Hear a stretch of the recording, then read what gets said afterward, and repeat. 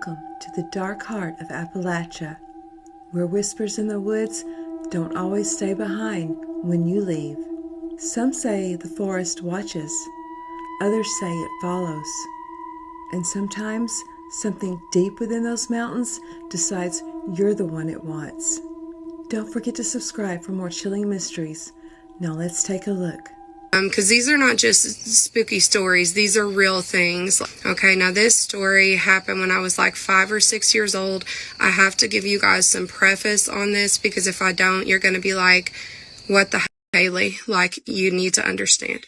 So, the property that I grew up at in Tennessee, my mama and papa had lived on that property for years until my papa passed away. When my papa passed away, my mama, she stayed there for a while, but eventually sold the house. When she sold the house, my family bought it, my mom and my dad, and then we moved in there. Now, before my mama moved out of that place, when my papa passed away, she was insistent on having my papa buried on that property. She wanted him close. That was her way of coping with that grief. And it was a big property. They owned it. She had him initially buried on the edge of the wood line in the backyard, like up close to where my papa's woodshed was. And we eventually, after we moved in, had him move to like a cemetery and everything. My mama was like, okay with that, so we did. But when we first moved in there, my papa was still buried there. So that's the preface, because this story took place at my papa's grave at my house in Tennessee. So, as I said, I'm 5 or 6 years old, and I remember this.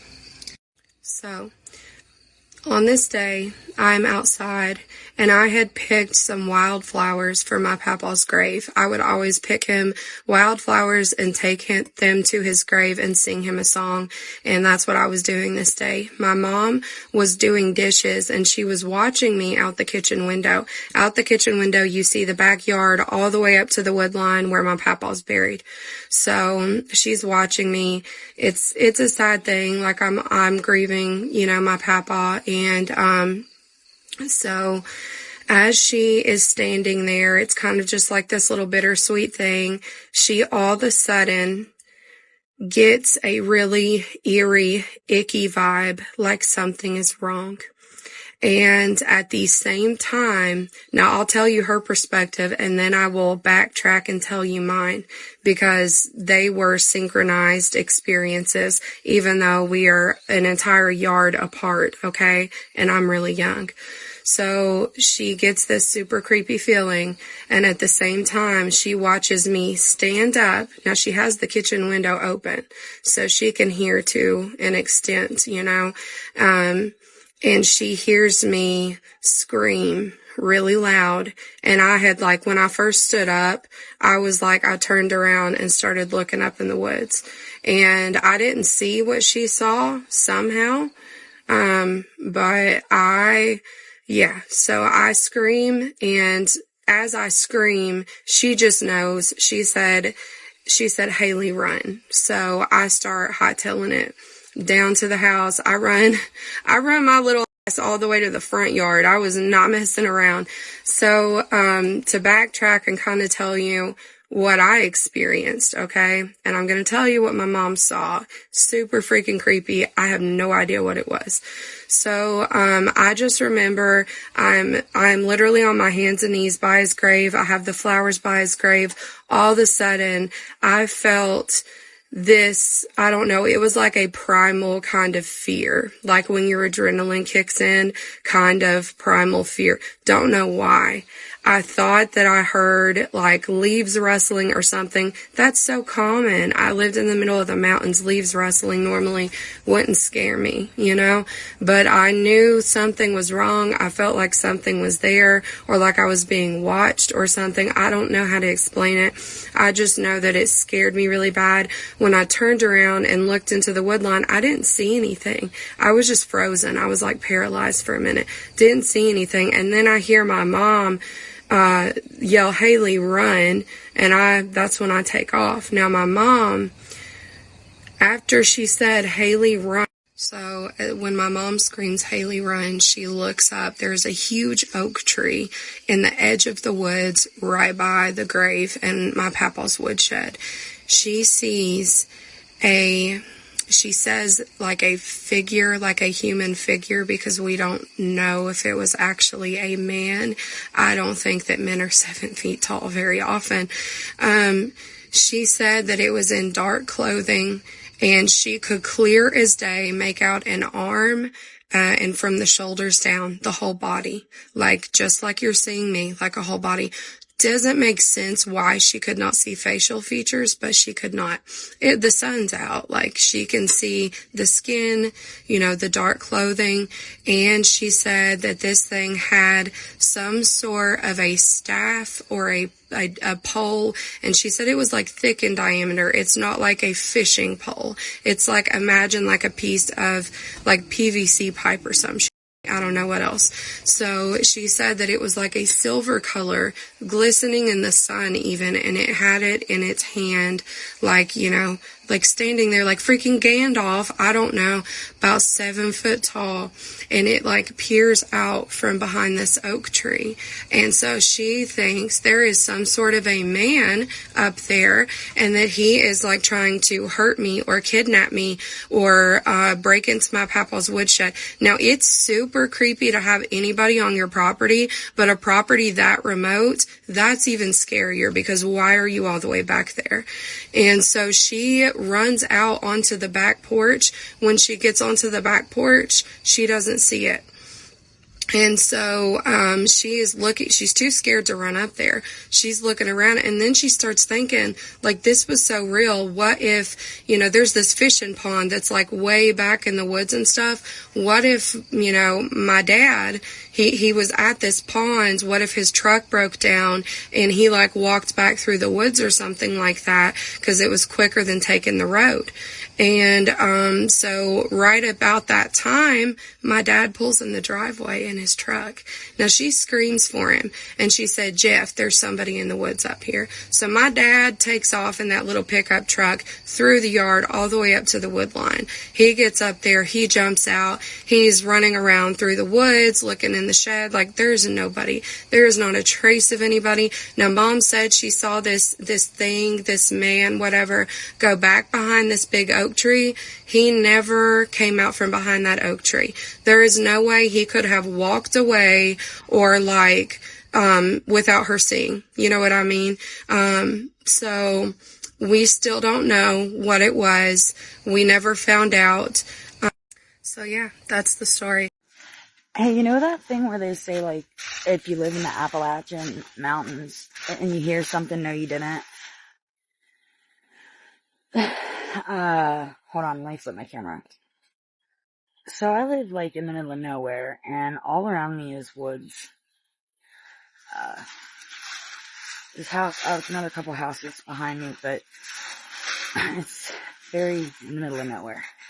And I don't like coming out here alone at night, because it's freaky and weird, and I hear weird shit. And it's not just at night that I hear the weird shit, right? Like, it's all the time. It's like in the day too, so I'm hearing currently something that sounds like what a door would sound like opening and closing in like a haunted house.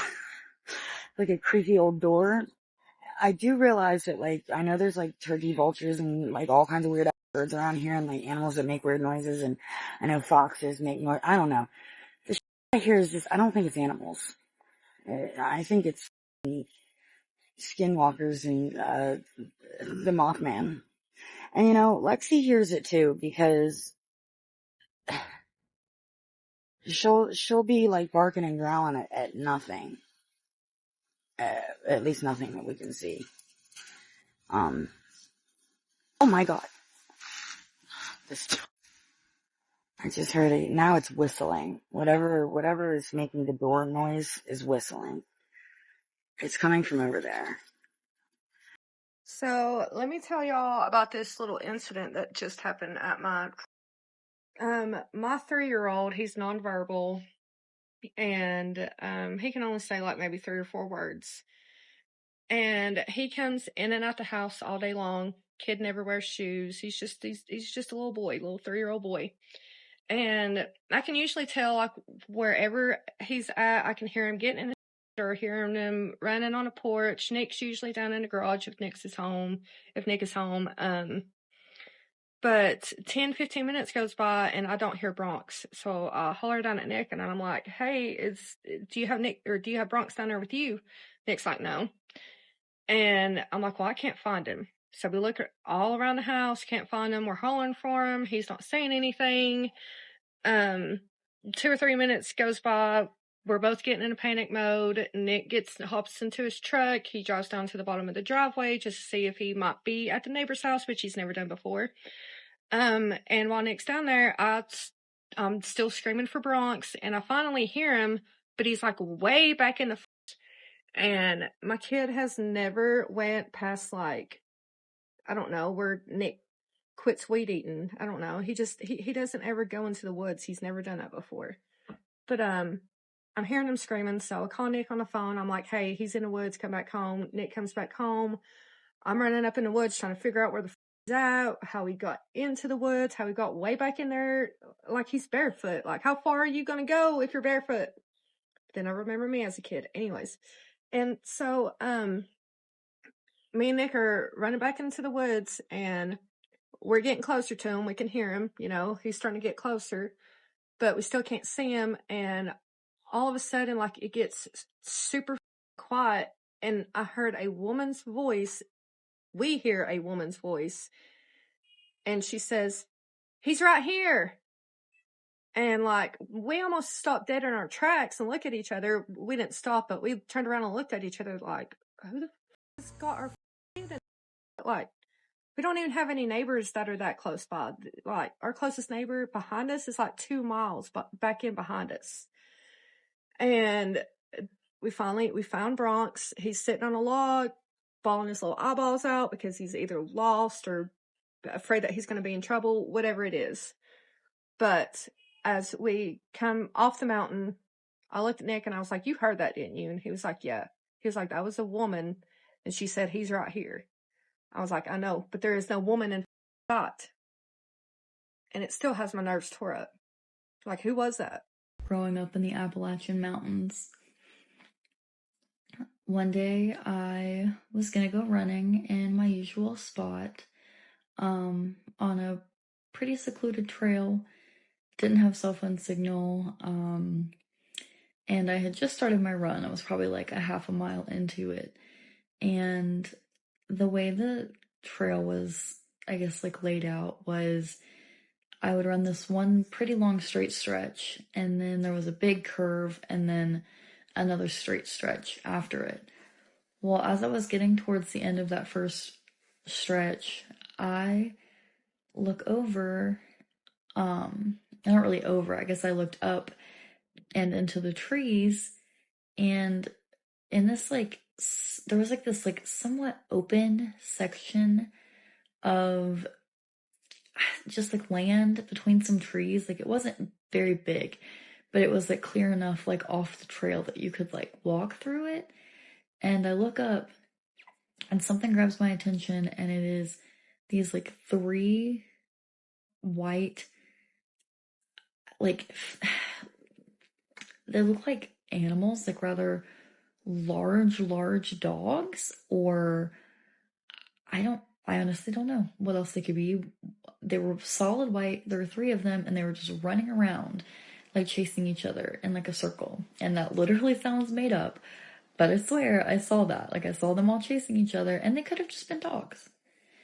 But I looked to see, like, I stopped. I stopped running as soon as I saw it, because, like, obviously, like, that's scary. I'm alone by myself, secluded, no cell phone signal, 3 big dogs. Don't like that. But I stopped and I kind of looked. No people. There's nobody there. And like I talked about in my last video about this spot, nobody, like, there were a few people that lived off that, like, around that trail that probably would have been like out. Or like their dogs could have gotten out, but like I'd never seen them before. They weren't barking. They're making no noise. I think that was the scariest, like eeriest part, is there was no noise. Like I don't even think I could hear them running. And so yeah, saw them. They were chasing each other. Didn't see any people. Why people would have had 3 large dogs off of their leashes anyway, like running around on the trail like that, like I don't see that happening. So I immediately just got like goosebumps, like my hair stood up on, like on my arms and stuff. And I was like, I don't feel like I need to be here right now.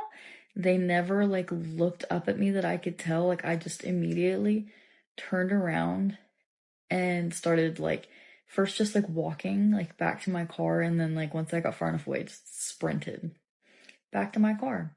Never saw them again. Never happened again. I don't know what they were.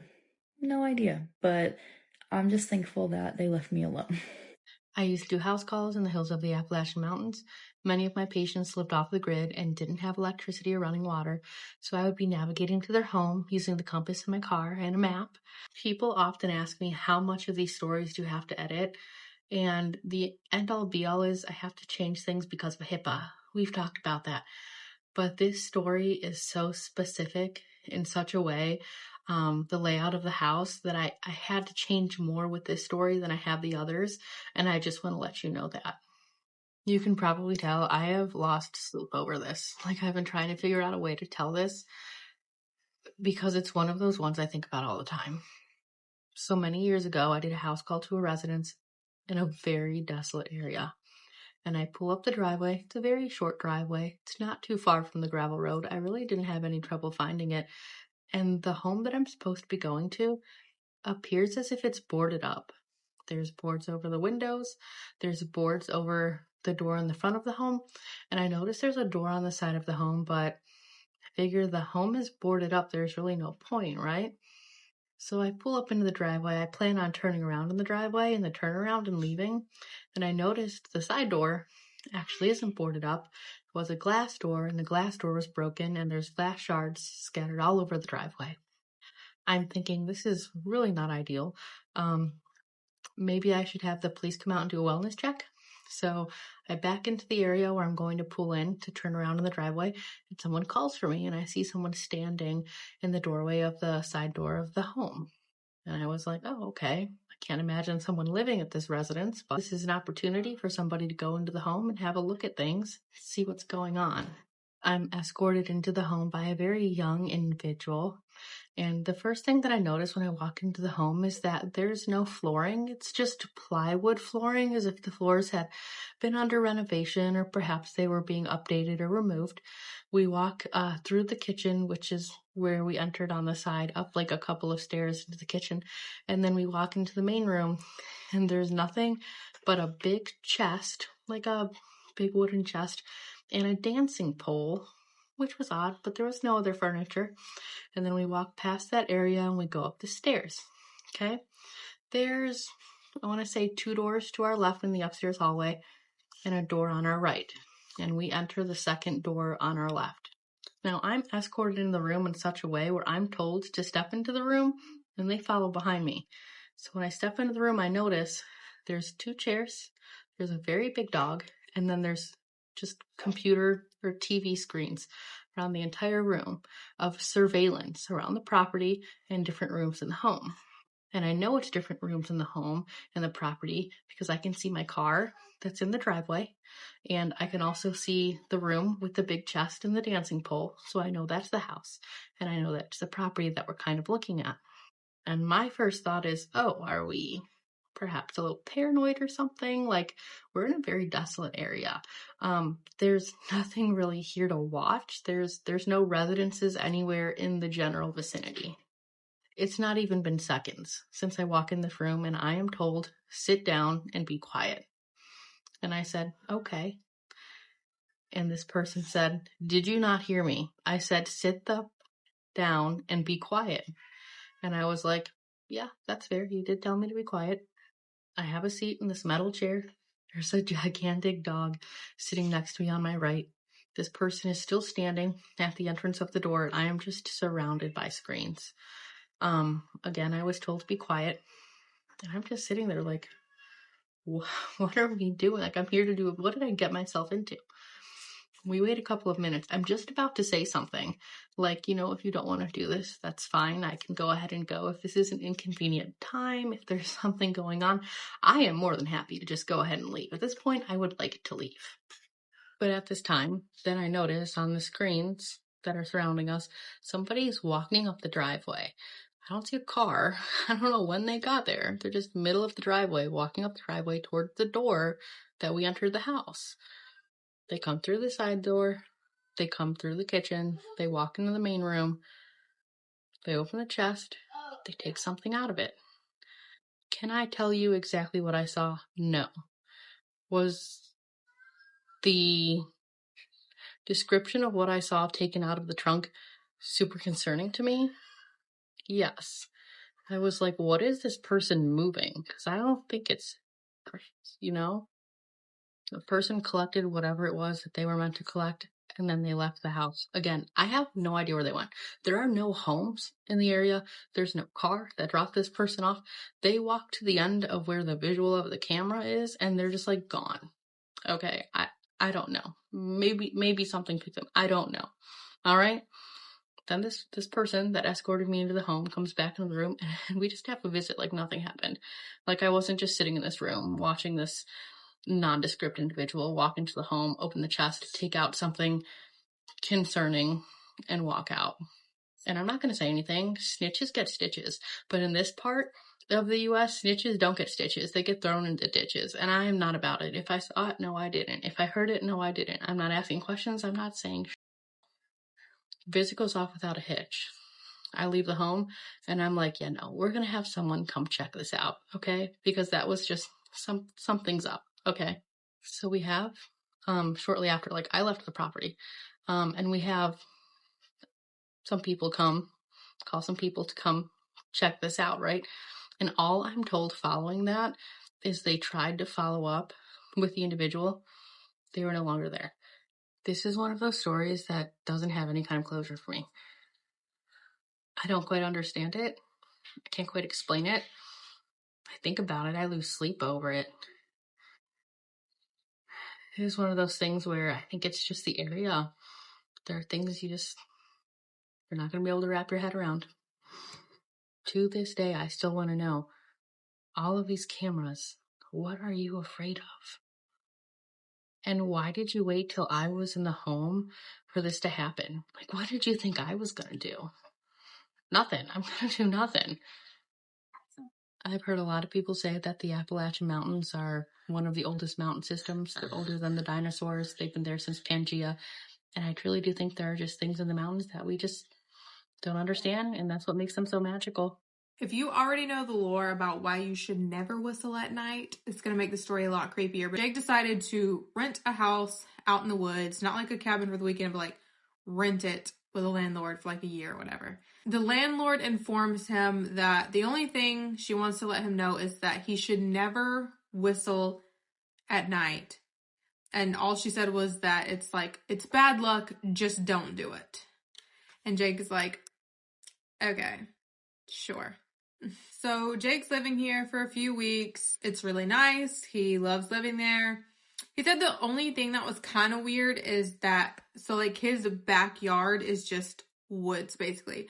And he said that the woods are eerily silent. Like no animal noises, no leaves moving around, no bugs, nothing. And if you know anything about Appalachian lore, or like even just lore of forests and woods, that is not a good sign. It should not be silent.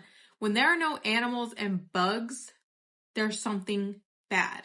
But he said he just got used to it, like it being eerily silent.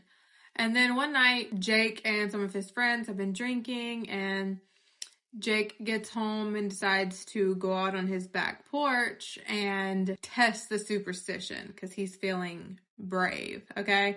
So he just whistles like this little tune or whatever, and at first nothing happens. But then A few minutes later, he hears that exact little tune that he whistled. It gets whistled back from somewhere deep in the woods, but it was too delayed to have been an echo. And he's like, kind of nervous, but he's like, okay, it's someone in the woods messing with me.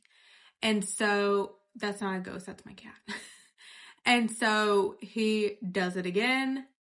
And once again, the tune is mimicked, but this time it's way closer. Now he is completely freaked out. And so he just quietly goes inside, shuts the door, locks it, turns off the lights, and then he goes to look out the window. When he looks out the window, because he's turned all the lights off inside, he can see the tree line. And he sees a very, very tall, shadowy figure standing there completely motionless that had no features, just like a silhouette, but it's huge, like abnormally tall and scary.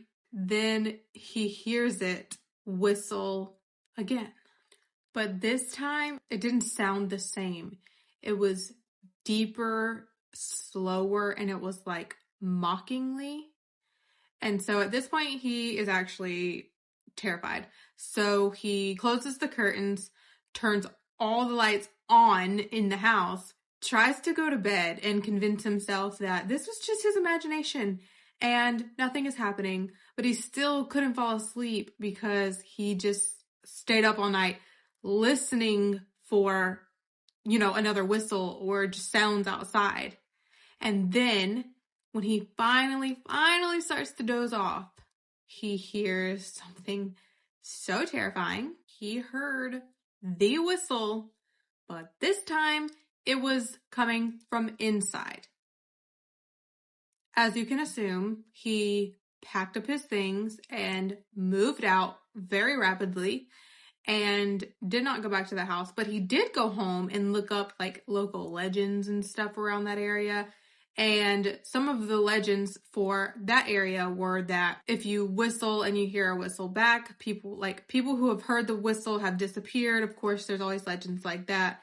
And some people were talking about how it is a spirit, which is pretty typical for the lore for not whistling at night. You run the risk of attracting SWs, spirits, and things like that. So yeah, don't whistle at night.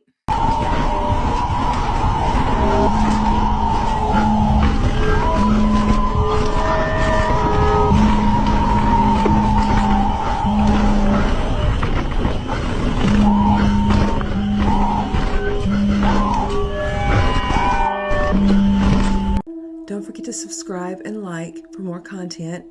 And as always, stay safe, stay aware, and question everything.